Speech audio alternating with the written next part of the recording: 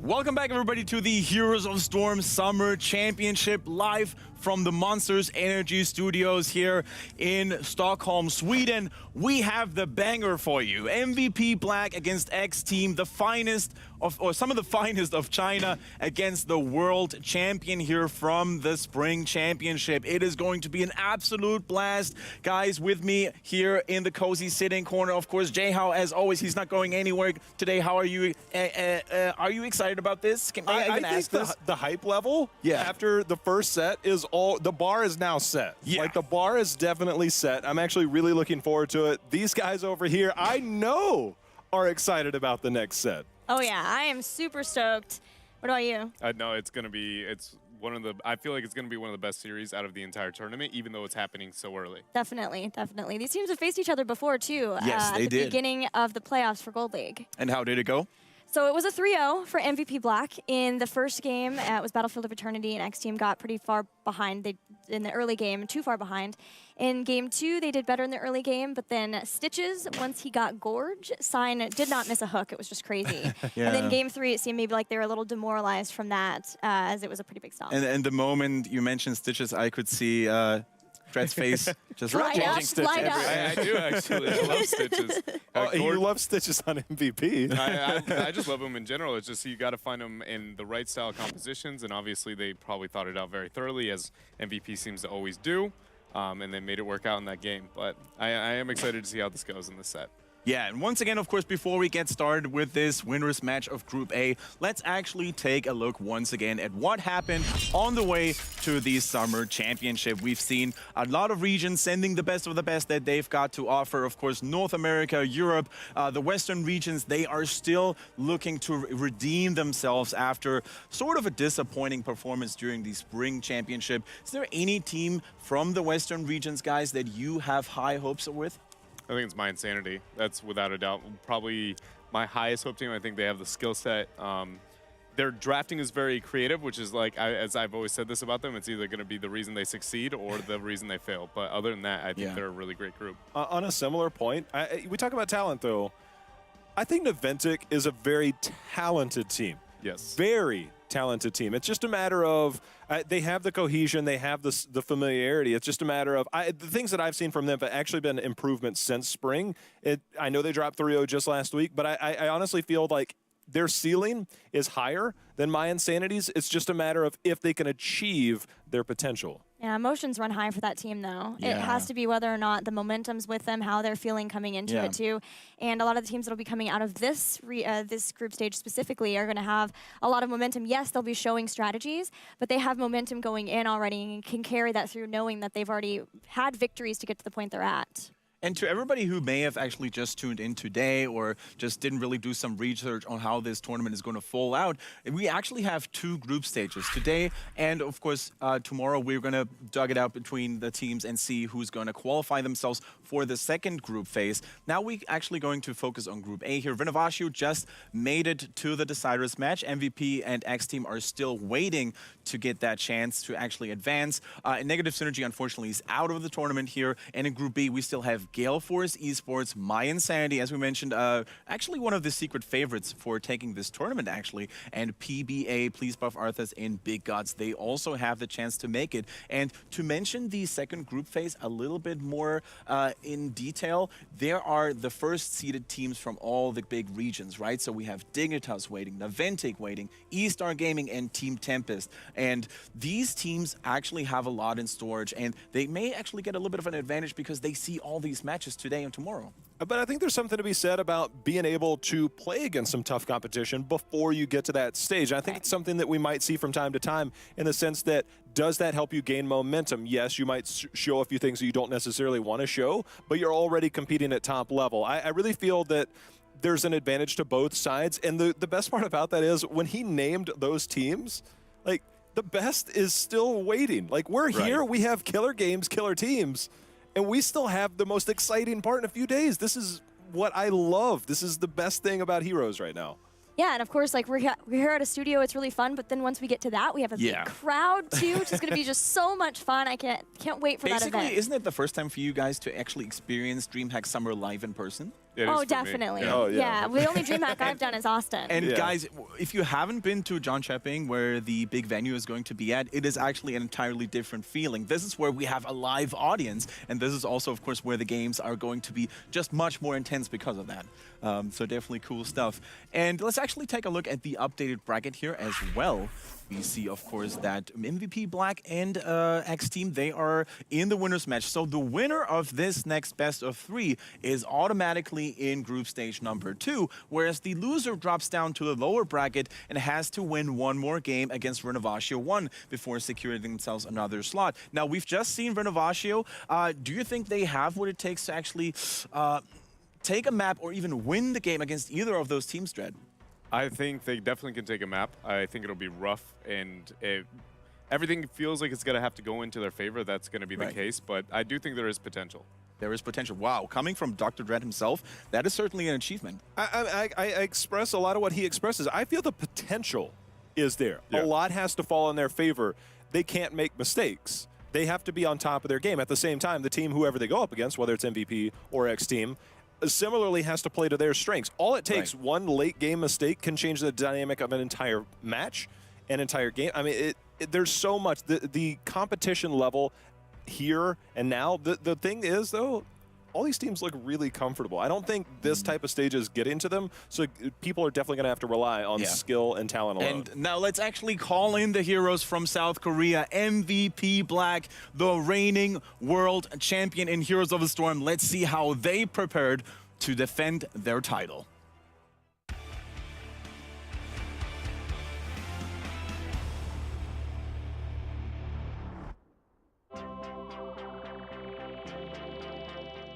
원래 지금까지 나왔던 모든 대회들은 저희가 우승을 목표로 했어요. 근데 이번 대회만큼은 저희가 2위로 오기도 했고, 그리고 저희한테 그 우승이 물론 중요하긴 하지만 우승보다 더 그냥 중요한 게임에 대한 흥미 이런 게 더 중요할 것 같아서 이번 대회는 우승보다는 저희가 좀 더 재미를 찾는데 목표를 두고 싶어요.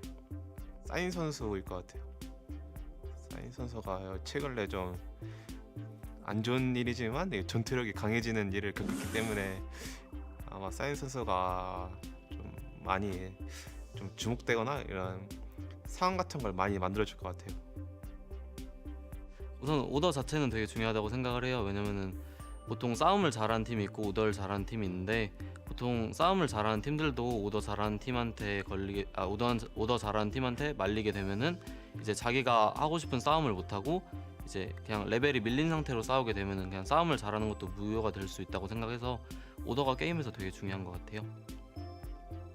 저희가 지금까지 대회를 다 나갔을 때 저희가 이렇게 예선부터 치르고 올라간 대회가 없어요. 항상 1위로 진출을 했기 때문에. 그래서 이번엔 저희가 저희를 좀 더 되돌아보는 그런 계기가 될 것 같아요. 그래가지고 이번에 좀 좋은 컨디션을 찾고, 그래서 올라가서 좀 더 좋은 경기력을 보여주기 위해서 좀 더 평소보다 더 많은 노력을 할 것 같아요.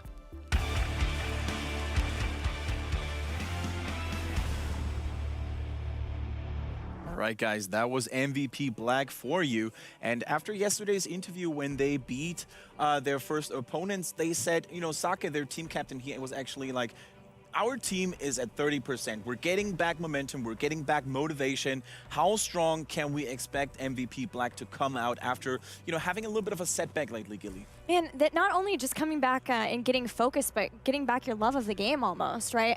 You look at a team like MVP Black, who was traveling between two pretty long tournaments. They played in the Gold League, they won the Gold League, and then having to go back and forth to also play in Super League, since that was actually where they could qualify to come here.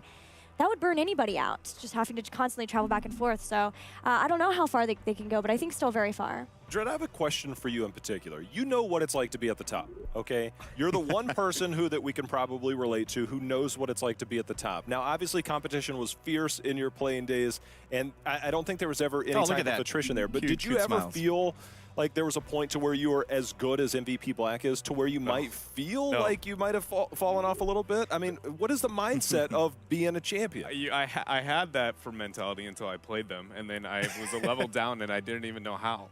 That is how it feels. It's almost like you're just like, where did they get this advantage? They're very good at adding up a lot of small choices in order to stack on top of each other until you look at like your end game score screen and you're just like, how did they end up getting this much XP, like this many objectives here and there? And it's something that it's very hard to be as good as them.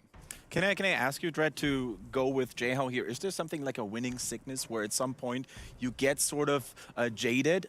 I think it's a personality thing. I do think it can exist. I personally don't feel like I know what that would feel like, but I do think that there are some people that I've met or played with or anything of the like that definitely might have that. Right. So, Gilly, to wrap it up about MVP Black, is there a player that, I mean, during the video we saw that Sign carries a lot of responsibility as a warrior and shot caller, but is there anyone else that MVP Black could actually get your interest with? Well, they rely a lot on Sake too, of course, Yeah. being known as the best range assassin in the world. And as the captain of the team, of course, you have this added responsibility of bringing motivation to the team, bringing them up when you get behind, making sure they don't get tilted. And so I always like to watch Sake as well and see how he's playing and how that goes with the rest of the team too. All right, but from the reigning world champion to their opponents, the hungry Chinese team taking out big names, as we mentioned earlier, like EDG and OMG. Let's actually see what X Team did to prepare themselves for this tournament.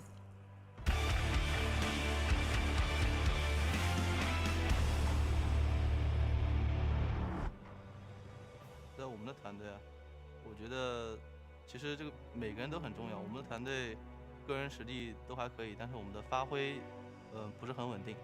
我们发挥好的时候，应该是不惧怕世界上任何战队的，主要是看我们每个人的调整吧。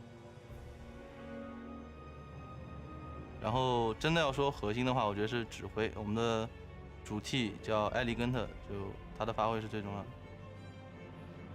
就我觉得我的目标最好是能进前2嘛，但是我觉得我的底线是一定要就是进8强的，小组赛一定要出现的。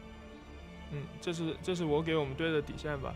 然后虽然其实我们组的每一个对手，我觉得都有各自的风格，都挺强的，但是我还是希望我们能战胜他们，这是很重要的。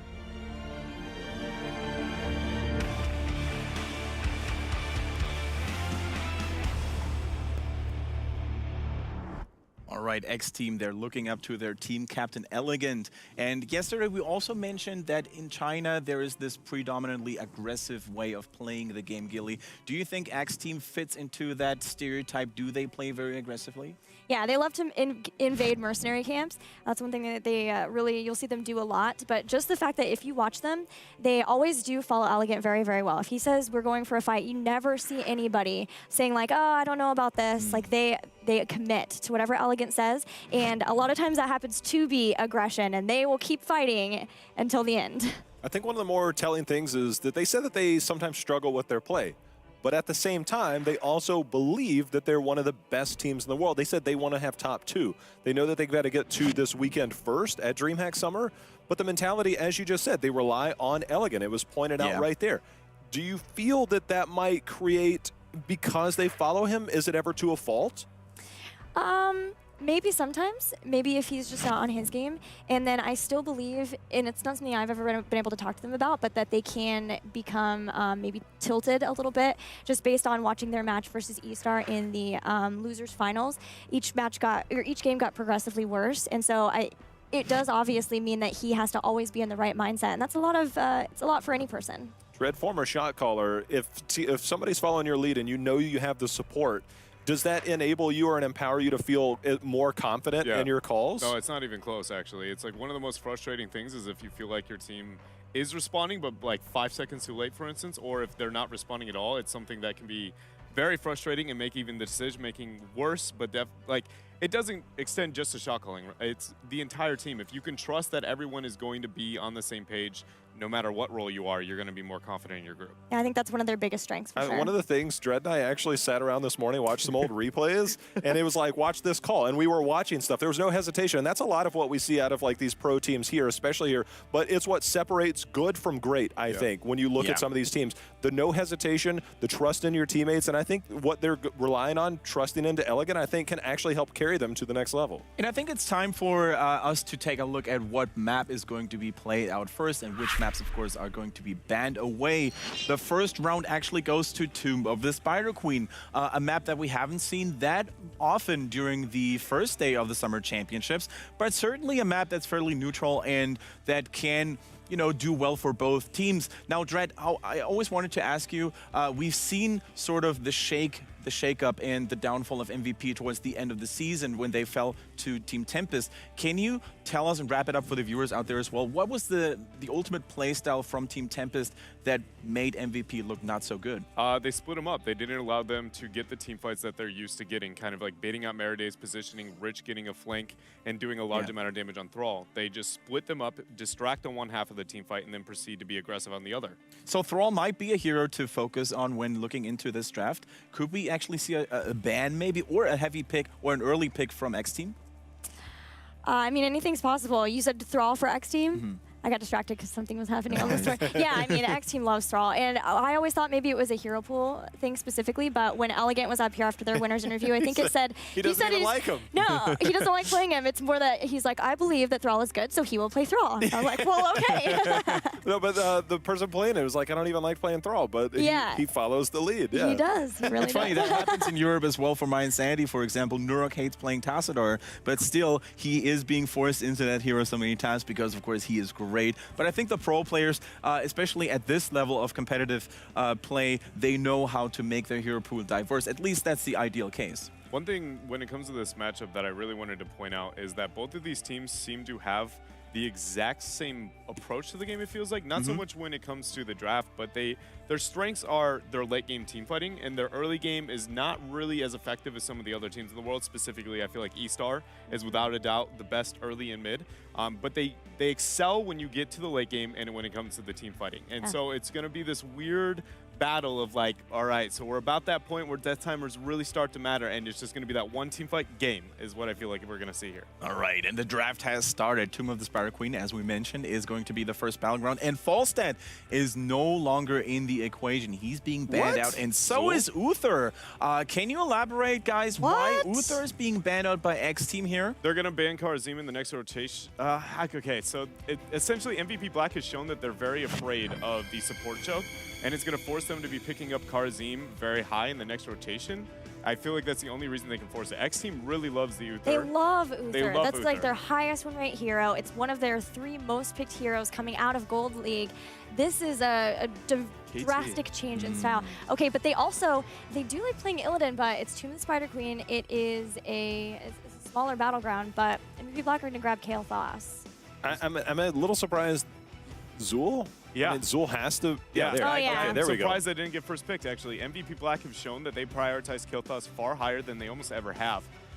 Also, they enjoy Tassadar very much on these smaller maps the Wave Clear provides, and they like pairing it once in a while, not so much on Tomb, but on some maps with the Kael'thas here, so I wouldn't be surprised if they Do you move feel they that have route. to go Karazim here now? I don't. Like 100%? I think they're going to. That ban forces that because nobody right now feels that Rhaegar is first pickable. Also, MVP loves the Murden as well and have shown to be one of their first pick first bans across the board, so I think they're going to be going that route. X Team's by far their best hero is Zul too. So I think Yes. they're very happy that they've got Zul for Misaka. Most likely it'll be Misaka. He is their flex player, so he can play some different things, but he's played the Zul every time so far. But I think Murden very likely we're seeing ETC, and what I heard, I actually got a little inside information on MVP Black. I was talking to their translator, and he said that Sign was not feeling that he had a very good performance on Murden yesterday. And after seeing that video, I think he's feeling pretty shaky in this tournament.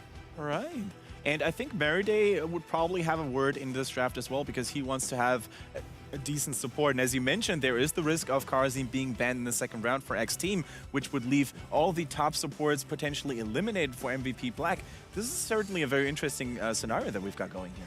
Yeah, that ban was actually beautiful, what it did to this draft so far. And there we go. And they do go with the Karazim here. So MVP Black has already missed out on some of the picks that they typically are given on this map and that they absolutely love. Tassadar, Yeah. of course.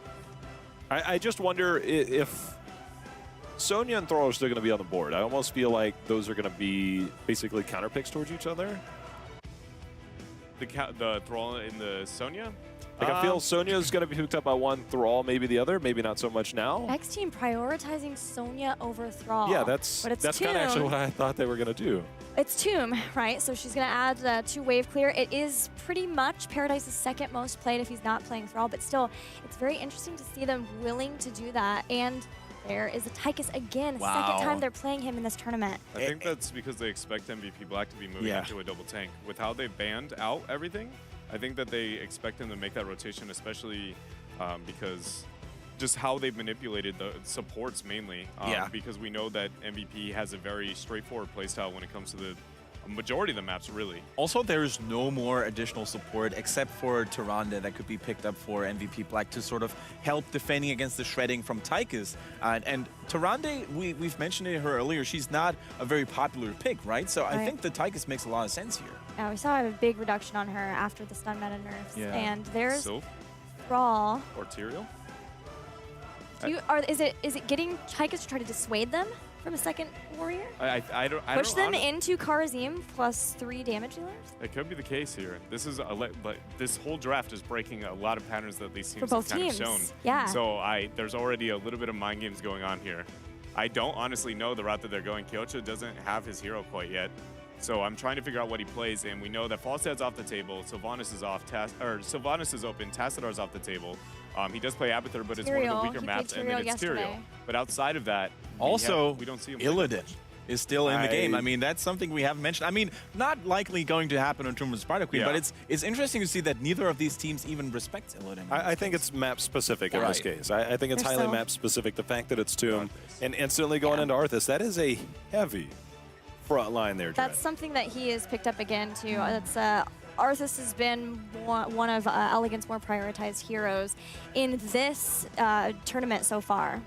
One thing that ban essentially did by moving the draft the way that it did, and then ETC being highly prioritized for the side of MVP, is Arthas does far better into ETC than Murden does. Like, by a large margin. The kill potential that you typically see from ETC and you want to get as a team, you can't risk that kind of positioning because your CC displaces you, unlike when you're playing onto the Murden, so you essentially risk getting eternally slowed and usually killed. So now they have a weaker laning phase compared to if they had gone with the Murden pick that they value so high. One thing is, X Team does not have a lot of interrupts for Mosh Pit. I was getting ready to say that. Tychus relies on being in that mid-range, not far back. And if he's trying to dive or at least trying to do damage to that front, the only thing you have left is Rhaegar, and he's not interrupting that mosh pit.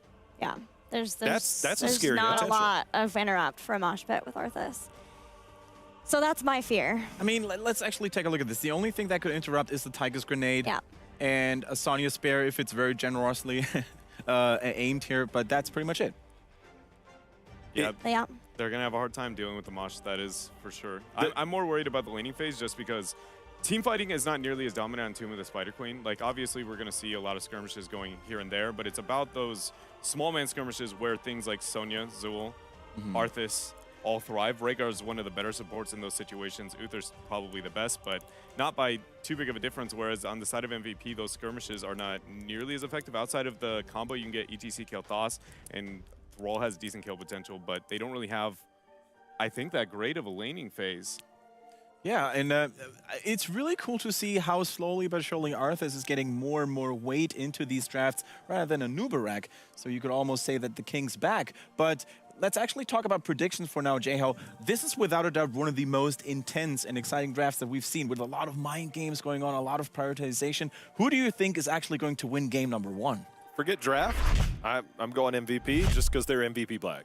Yeah, Gilly, you agree with that? Well, actually, Oh, what's coming J-Hal- here? Well, Hey, we have a little bit of a bias here going on. Is that how I think- professional I mean- analyst works? Oh yeah, that's definitely. Can we how- look at what that is? Yeah, Do we oh, have can man, we I get love a the zoom in on Arthas. this, maybe? We've got Arthas, Let's see we've got Tychus, so I gotta go with X Team. I mean, Fancy, huh? it's totally there. All right. It happened. Yeah, I'm still going to stick with MVP Black because I think they are the superior team. Yeah, I just have to agree with Stretch here. I really think that MVP Black has what it takes to take this first game. The series, it's a different question, though. So let's actually throw it over to Todd and Kalaris, who are eagerly waiting to go and walk you through this awesome match.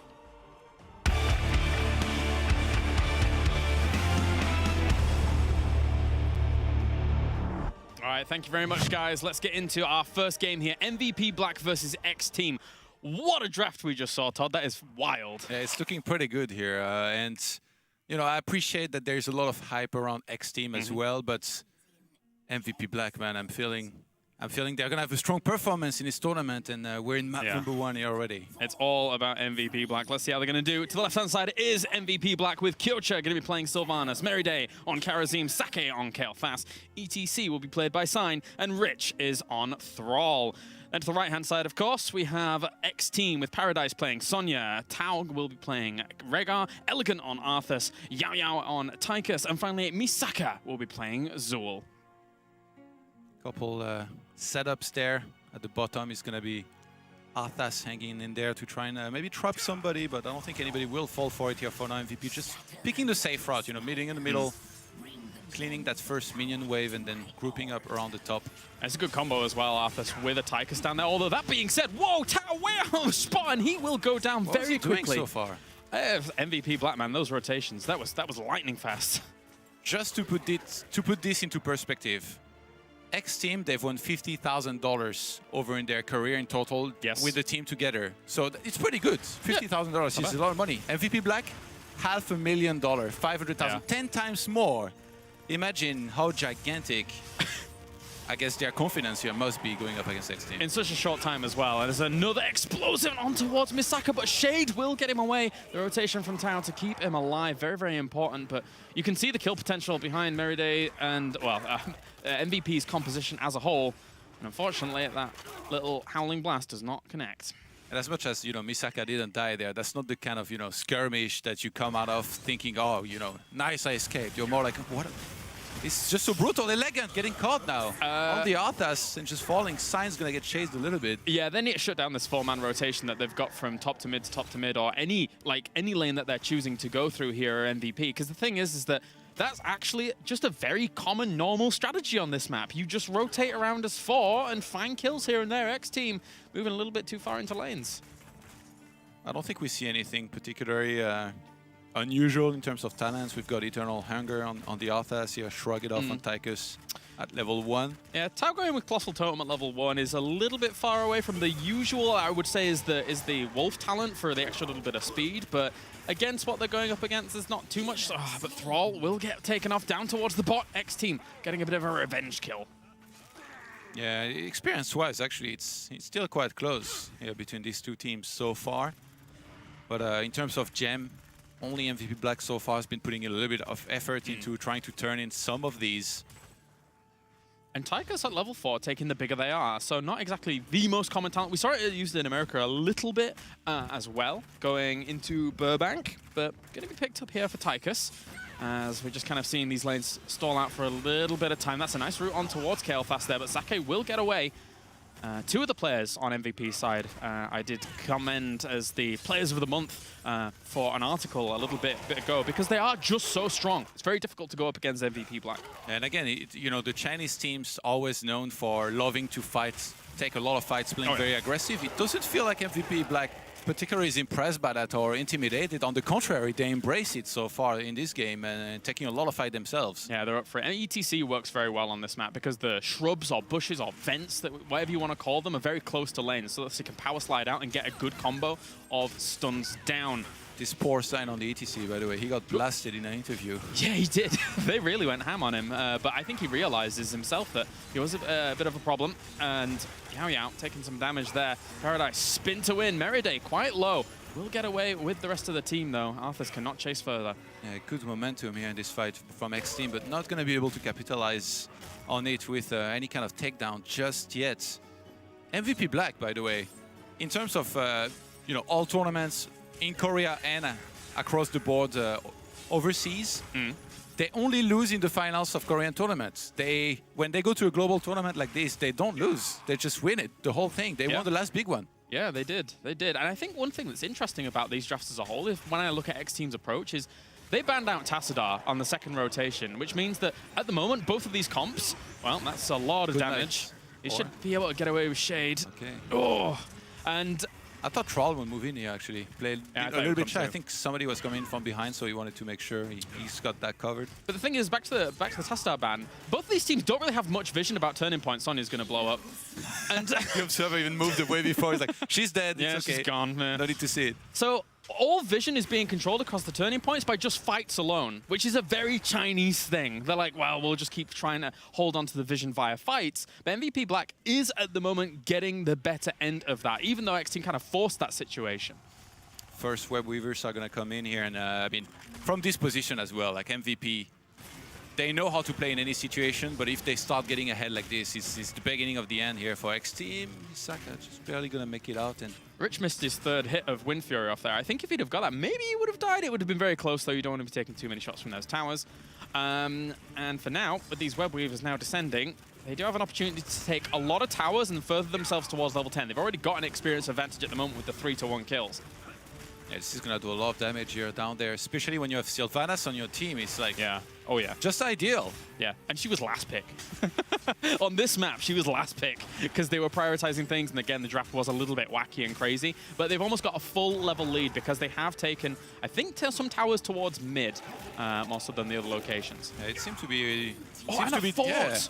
Good easy God. as well. Look, that web weaver still half hit points there. Yeah, they were so preoccupied in the other lanes that they managed to get a full 4 off of that web weaver turn in to start things. So MVP Black, they are going to get level 10 so much earlier in this game. Yeah, and really, really good at the moment. X Team here really needs to stop them before level 10. They need to really kind of catch someone, but there was no follow-up for the think they Howling can. Blast on towards Sake. And there is already 38 gems gathered here as well from MVP Black, so they could just aim for another turn in as quickly as they can here before their opponent even eventually get level 10 themselves here in a moment. The control's so good. You can just see, I mean, the separation of 1 across all lanes, 2 just moving around in between the lanes here to see if they can catch, see if they can deny turn-ins. Very, very well executed so far. And X Team walks away with the tail between the legs because now level 10's hit. X Team is actually starting to play really scared right now. I mean, obviously they are level 9 against 10 now, so they have to play it safe, but you can tell that they've been a lot more reluctant to go into any kind of fight here in the last minute or two. And I think you've always got to be scared of when you even give Karazim to MVP Black, unfortunately, because almost always are they going to go a 7-sided strike against Palm, and that increases their kill potential moving into these fights. You know, obviously Palm is good for saving, but they're always so good about taking the team fights. They hardly ever need Palm in these situations.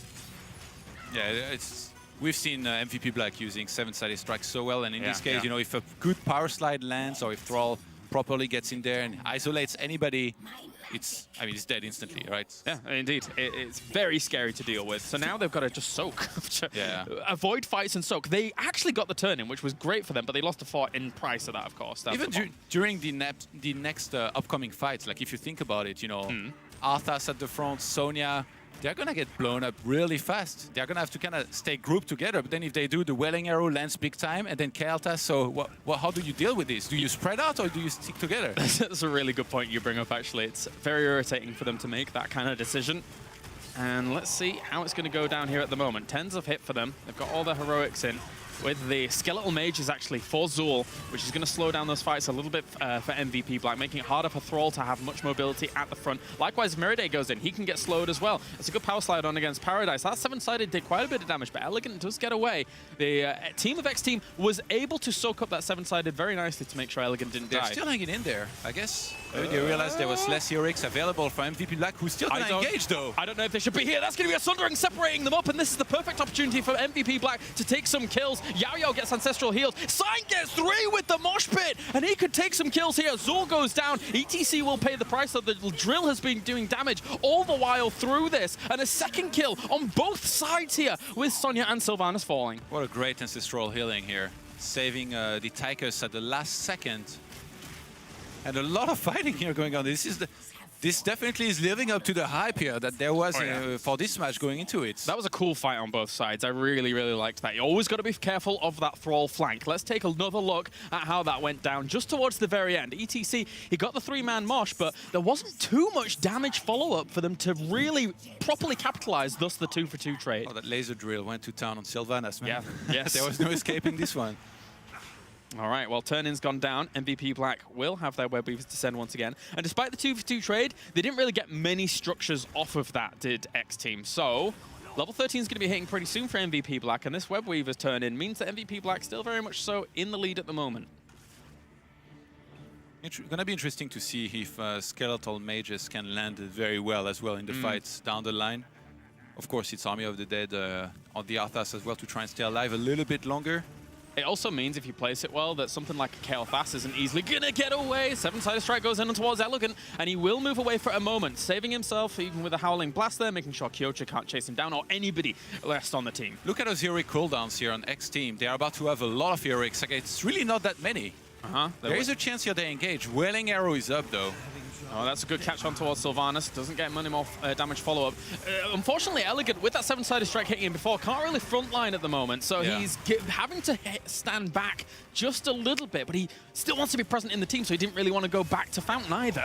Everybody's getting kind of slow healed from the Rhaegar there, but MVP are very healthy, standing behind the web. We're actually going to dive in there. Oh, Paradise gets blown up under the pressure of that Gravity Lapse with the Flame Strike following up as well. Sundering is going to catch a few of them. Elegant's quite far in here, but if they focus on towards him, I don't know if the Army of the Dead's going to keep him alive. Ancestral Healing will, though. That's a mosh pit on towards Rhaegar as well as the Tychus, and they're going to get melted under the pressure of that. MVP Black takes a blinder of a fight there. That is 4 for 0 and could be a full team wipe. If he wanted Sake, he gets him, but at the cost of an entire team going down. Wow, you'd think that with Sonya dying in the very start of the fight this quick, X Team would have just pulled back, but no, they were angry. They wanted to avenge her death, so they moved in there. Elegant, even going to the back line, finally getting a takedown, but paying the ultimate price for it. And that was a 5-for-1. It's just a great fight, really good fight. And you could even see the positioning of Thrall there all during that. The Sundering went backwards the other way. He was that far deep in, he had to throw the Sundering towards his side of the map to then disperse everyone and get kills follow-up. It was really impressive stuff by MVP. X Team, they're going to have to regroup here, stay patient. And with level 16, you know, coming in very soon here for MVP Black, I think X Team's gonna have to kind of play passive for a very long time, though. They're only 13 now. Yeah, Misaka. It's about to be a 3 levels lead here for MVP Black. Misaka with that 13, Giant's Curse gets taken for his Curse Strike, so he wants to try and shred through the front line as quickly as possible. That absolute gamble here from X Team. It's gonna pay off. They're going to take this. I don't know how they can stop it. It's probably not going to do that much, though, but I guess that's something, right? Yes, and that's the thing. In Heroes of the Storm, oftentimes, especially when you're up against a team that you think is potentially superior to you, sometimes you have to make those gambles when you are this far behind. It did pay off for them. If it didn't, they probably thought they were going to lose anyway in the current situation that they're in. So I mean, if they got caught there, it would have been game pretty much instantly. I think MVP Black would just crush them, get the boss themselves, but now that's going to be a little bit of defense here for some time. I love how you phrased it, though. A gamble, but I loved the gamble, considering their position. A necessary one, I think. Yeah. Sure. Very cool, very cool. Going to take a fight towards mid. Sign will just back on away. They killed the boss without even doing much damage at all to that fort, as you say. But it's going to gain some ground. It's going to be a very easy turn in here for MVP Black, with yet again the Web Weavers coming in, looking to try and extend their lead. They know that right now X Team, they have no desire to take a fight anytime soon before level 16 to try and equal those talents. Actually, that bottom fort is very, very low, but X Team can't really reach it. And you can tell MVP Black want to try and force the issue. And I mean, usually with a team like X Team, it's not even really that hard. You find a guy, you attack him, you make sure he can't really pull back, and the rest of the team will come in to try and help him. Misaka really far out here. Yeah, he's just trying to get there as much soak as possible. The more I think about that boss, the more I think it's about it denying it from MVP because they have such control on the map. Yeah, you could split across the map and split soak and try and catch up, but making sure that they can't get the boss with a turn in later on potentially, I think is the lesser of two evils, if I could phrase it like that, I guess. Level 16 is nowhere near closing in here for X Team, and that's going to be another keep in a moment, being targeted down. They need 16 here. It's going to be difficult, really, to hold on against that. That's quite a strong wave. They don't really have too much wave clear themselves unless Sonya can get in the thick of things, but she can't really. That is going to be a keep falling, and they can just pull back even like that. They don't even need to engage here. You're right. I mean, that's one thing that MVP Black does best out of any team, but they turn around anyway and get an Arthas very, very quickly. So much so that I was surprised and our observer was surprised. Yeah, they just turned. Again. That was very, very strong by them. And MVP Black normally just thrives in this situation. They're like, well, we'll back off and get 20 and then kill you then. But now they get 1 kill on their turnaround. As you say, Elegant was far out. I feel like MVP Black, they know as well. They're like, maybe if we'll stand there for 30 seconds more, they'll engage into us. And sure enough, Elegant, again, going fishing in deep waters. China goes for the aggression. Surprise, surprise. And that's going to cost them another keep. Maybe if Arthas was around, he could have tried to deny this a little bit longer. But all keeps down. 18, level 19 approaching, and not a single fort on the other side has fallen yet for MVP Black. So far, making it look like a complete formality here. Yeah, they're here to play. They are here for business. After losing Super League Finals, they're definitely here for some revenge across the entire position. That is not too bad a mosh pit, and overall it doesn't really do too much. And actually, they're going to get the kill on Arthas very, very quickly there. Turn around onto Karazim. They're all quite low at MVP, taking this fight. Look how X-Team are retreating out. One of them will die off 2 poisons alone, or at least dots, I should say. 3 for 2. And we will take...